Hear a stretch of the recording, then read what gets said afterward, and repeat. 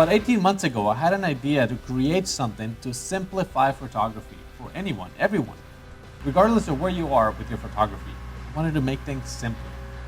And I started creating these like flashcards, almost photography recipes. So to do this, what do you need? What steps to follow? What camera settings? What challenges may you encounter? That was my idea, to create flashcards to help you with photography. So this is when I went back through 15 years of photography. What works, what doesn't work, what camera setting did I use here, what lens did I use for this photo, why did that one not work as well, and what lens and what camera settings did I work, why is this one blurry and not that one? So anyway, I went through thousands of photographs, real life, real world experience of things that I've done as a photographer and why certain things worked more than others. So once I gathered all of that information, I created individual PDFs or JPEGs with the data on each one on Photoshop. So each lesson was its own card, front and back. Then I realized how expensive printing individual cards or custom cards really is. So I scrapped that idea and I took the same cards format and made it into booklets. So I have 3 separate booklets. I printed out a few of these booklets and I sent them out to friends to help me proofread, to see what kind of mistakes I made. Because if you've seen my channel, I am horrible at grammar and spelling. So I knew there was going to be a few mistakes, even though I try to do spell check and all that stuff with Photoshop, which is not the best tool for do this. And when I got them all back, I did not realize how many mistakes I had and how many things I had to fix. Now this happened early spring, so I had a lot of stuff going on, and I kind of put those in the back burner. And then later I started up again, but I had a different idea. Instead of doing something printed, why not make a video tutorials of each one, and then have a complete photography course that's digital that you can watch anywhere in the world without having to worry about shipping. So I started filming. I rented a camera because I wanted 2 cameras to make it look cool. I got my hair cut and I started filming this. Now, I did 50 lessons, both in English and Spanish, so that's over 100 videos I filmed, edited, and exported, and uploaded, and are ready to go. And I'm going to get to that here in a second. There's a link in the video description. But 100+ lessons, it took me a long time. And I'm not going to scrap these. These are going to be in addition, but they need a little bit of formatting to do. I started, and it's going to take me another couple of months, but these are coming soon, in addition to the video courses, which I'm very happy how they turned out. Now, by now you might be wondering, what does a lift, a chainsaw, and a dead tree have to do with photography? If you've ever used Final Cut Pro to edit videos, you know that it takes a long time to process footage, especially when you got 3 hours of videos every day. Because I was filming 4 or 5 lessons. What you see here is a third of what I filmed because I screw up quite a bit when I'm talking to the camera, so there's a lot of cuts. Now, that's why I had 2 cameras, because I was trying to make things look better, so I ended up with over 3 hours of footage every day that had to be processed in Final Cut Pro, which was also taking 4 to 5 hours before I could even start editing. So while I'm doing all this, I'm antsy. I want to do something. I need to do something. As someone that likes to create things, I had to do something. And that's when the idea started. 4 years ago, I shared a video of an analogy. I'm big with metaphors, and I used a little wooden chain that I had whittled out of a piece of wood as an analogy. And when the tree broke in the snow last winter, whatever, I'm like, well, I wonder if that's even a thing. I wonder if I can do that. And then a few months ago, I shared a smaller version of that, my very first chain tree thing done with the power tool. And I was like, well, if I can do that, then I could probably do the big one. So that's where this started. I had so much energy built up and so much anticipation that I had to put that energy to work. So I figured I'd carve a wooden chain out of a tree. First time for everything. This is the very first time using a lift, the very first time cutting a chain out of a tree with a chainsaw, and my very first time filming a photography course. I learned a lot, especially how to sharpen a chainsaw. I learned a lot of things. There were so many things. Putting this together was a great learning experience for me. So I know the information that's here is great, and I know that you're going to learn a lot if you decide to be involved with this photography lessons with this course. There's a lot of information in short videos. The longest one's like 16 minutes, and that's because there was a lot of info in that, whatever technique I was trying to explain. But they're very short and to the point. I don't go, whatever. It's short and to the point. A lot of people like to get carried away and go on and on like I'm doing right now. Not here. By the way, that tree used to be 20 foot. The stump where the tree broke was 20 foot tall. Now, if you measured everything with the chain, it's 28 feet. That's how much it expanded. When you have a link together like this and then you pull it apart, each one keeps expanding. So now it's 28 foot. Now remember, I was doing all this and still trying to put out weekly videos, trying to keep up with life, whatever that was. So it's been awesome. And yes, some mistakes were made. You can see the chain, there's some straight cuts. When I was filming the course, one day I forgot to plug in the microphone and I plugged it into the headphone jack. And that was horrible audio, so I didn't realize until 6 months later when I started editing that the audio was shit and it was horrible. Another time, my microphone died halfway through filming and I had no idea. The battery ran out because I was filming so much. And again, I had no idea, so I had to refilm a couple of these things. There's quite a few mistakes that I made that I had to go back and fix. But the one thing I did realize is that those straight cuts give a character. Those random things that are not perfect give whatever it is character. That's one thing that I really want to apply to my photography. Don't let perfection get in the way of good enough. And that's something I learned from Casey Neistat in one of his videos. Don't let perfection get in the way of good enough. And what does that mean? I'm always going to do the best I can.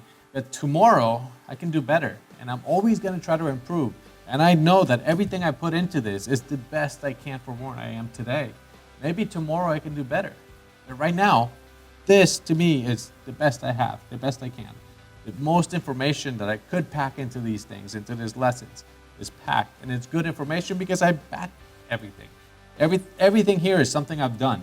And I have examples to show you how to do it and how to do it better because I learned a lot from those mistakes. Every time we do something for the first time, it's overwhelming. We had to learn how to use a spoon at some time. And we probably missed and hit our eyes or something with the spoon. But we're learning, so nothing's going to be perfect. And that same applies to your photography. If you're learning, if you're brand new, don't be intimidated by the camera. This is designed to simplify the process. If you're intermediate and you just want to get better photos of your vacation, this is for you as well. I have travel videos, street photography, different things that I've done that are going to simplify the process and make you better at your craft. If you're already a pro and you just want to expand a little bit more and you have some questions about commercial photography, I have 10 lessons on commercial photography, things that I've done with my camera to earn money. So this is very personal and it's something that I made, I created, it feels great, but there's a lot of information here. But I do want you to remember, just like using a spoon, you need to practice. I had to turn the fog machine back on just to give it a little bit more ambiance in here. So don't let perfection get in the way of good enough. Okay, that was one of my biggest lessons. And that's because, by now I would have been on my 3rd edition of something. Photo cards, booklets, videos. But I wanted things to be perfect. So I kept adding more and more. And I don't want you to do that with your photography. You're always going to improve. That's the whole point, is to continue to improve every day. But if you want to get things perfect today, it's going to be impossible. All the information here is from 15 years of experience. Everything I have, and that's the best I can do right now. Next month, I probably could do better. And that's what was happening. I kept waiting and procrastinating. And then no, that's not good enough. I got to change it. I got to change the format. I got to do this a little different. And I don't want you to do that with your photography or stock photography. Just put it out there. Don't wait for perfection because that's never going to happen. You're always going to improve. To me, that's the whole point with everything in life. You can start here. Next thing you know, you got a big tree that's now a chain somehow. But the whole point is to continue to improve. The next tree, I'm probably going to do a lot better. I kind of have less straight cuts, or I could do something else besides the ball and chain in there. The ball in the cage. I don't know until I do it. But if I try to get everything perfect from the beginning, it's not going to happen. Just like when you're eating with the spoon for the first time, and you poked your eyes, I'm sure you did, ask your mom, things are going to happen, and don't expect perfection from the beginning. From yourself, don't expect it. That's one of the biggest things I learned. Like I said, I probably would have been in the 3rd edition already, but because I wanted things to be a certain way, I'm on the first one. From part number 1, the basics, your exposure triangle, composition, focus, back button focus, different lenses, filters, everything is in this the first part of the course, the first playlist. The second part, the field guide, how to get better fireworks photos or vehicle photography. You want to sell your car. stars in the Milky Way, or light painting. That's the second part of the course. All of that, the field guide. Part number 3, this is 10 lessons, 10 things I've done for money with my camera, from headshots to pet photography to portraits or weddings. And I'm gonna make more soon. I have 5 more in the works that I'm gonna do about editing specific parts of a photograph. So those are coming soon. And then I'm also gonna do Q&As and try to answer some of your questions that you might have after you preview all the videos. Now, as far as a price, how much is this photography course? You might remember, when was it? It was in March. I made a video when I was asking where was everybody from? Where are you watching this from? In March. Wow, look at my hair. I really needed a haircut then. And that's when I realized that I have an audience that goes all around the world. And that was very humbling. That was like, wow, I can't believe that me sitting here talking to you, making videos, has that amount of reach. The other thing I realized is how many people are watching these videos, learning how to sell stock or how to make money with your camera from places where money is not abundant like in other areas. So that's where, against everyone's professional advice, I decided to release this here on YouTube as a members thing. So for $30 a month, you can watch all the videos in 1 month if you want. You can stay for 20 months, which I would really appreciate. But I was trying to make this accessible for everybody. So if you're out in a corner of the world where money is hard to come by, for $30, you can learn how to make money with your camera. If you practice all the lessons here, you will recover that with one photo shoot for the commercial side of things. You just need to get good at it with practice. But all the information's here. I know I keep getting emails for $100 off this drone photography course. How much is the course if you're giving me $100 off? Or buy this lesson in Lightroom for 50 bucks.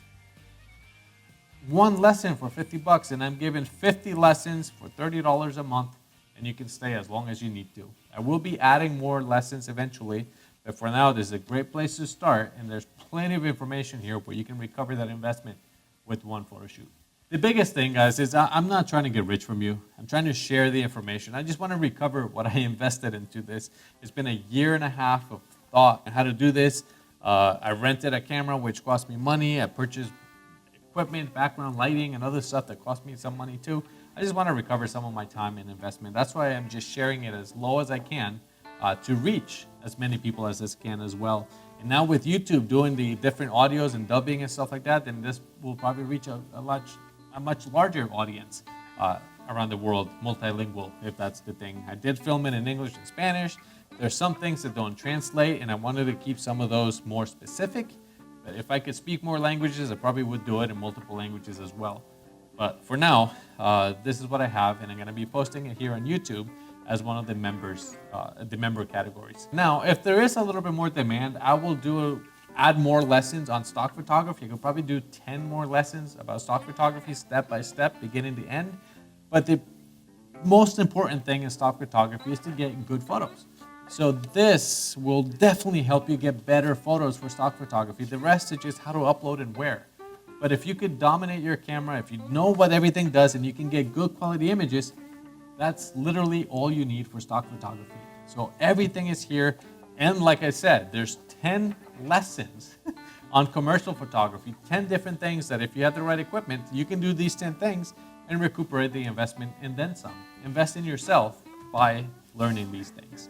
Become a member, learn as much as you can, practice as much as you can, because you're not gonna learn anything unless you practice. Same thing with this. I can tell you how many chains I screwed up until I was able to make a chain out of a tree, which is awesome. I never thought I could do something like that, but it was a really cool experience. So I'll leave this video here. Thank you very much for watching. Don't forget all the links in the video description. Like, subscribe, and become a member. You'll learn a lot more photography that way.